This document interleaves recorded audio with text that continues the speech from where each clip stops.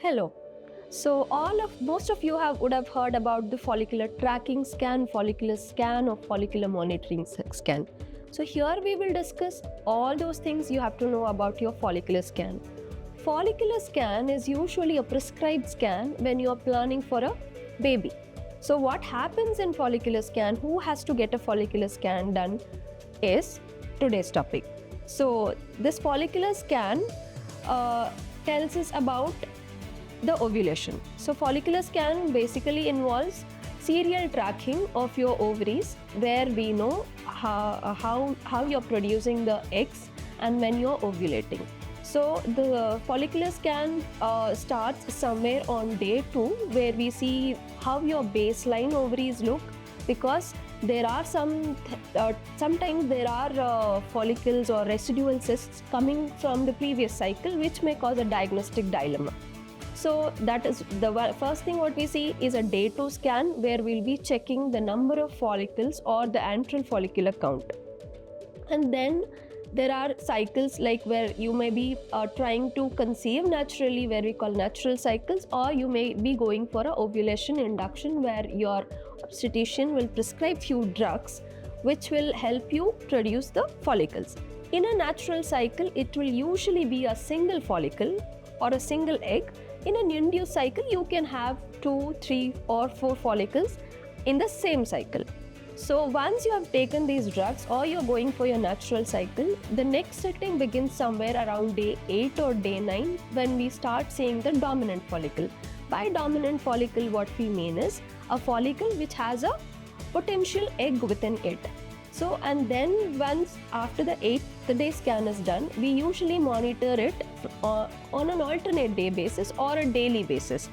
And we follow the follicle. If either it is a single follicle or the multiple follicles, we follow these follicles until they are ovulated, which will usually happen on day 13 or day 14, depending on your cycle length.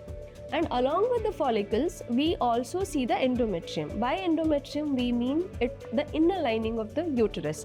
So it is a very dynamic thing, the endometrium, which is very thin at the beginning of your cycle, and which will grow and which will have some internal changes, which will make it receptive for an embryo once the fertilization is done. So we want the follicles and endometrium to be in sync. So what do we get? What is the information we get after doing all these scans?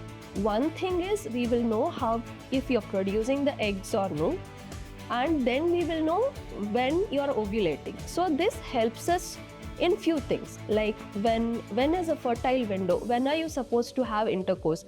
Your fertile window is somewhere around your ovulation. So this tells us about when to have the intercourse. And if you're going for an assisted reproductive technologies like IUI, IVF, so it gives us a timing when it has to be done. So all these things has to be in synchronization.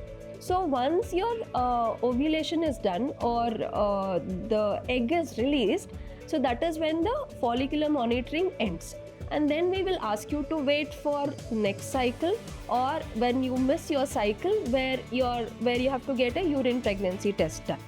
So what are the preparations required for the follicular scan from your end? So it is a simple non-invasive test, and it is most of the times all the doctors prefer doing the transvaginal scans, because it gives a very clear information on the size of the follicle and the blood flow to the follicle. So it will always be a transvaginal scan. To learn more about follicular scan, or if you have any doubts and to know if you are the right person to undergo the scan, please visit your gynecologist. Thank you.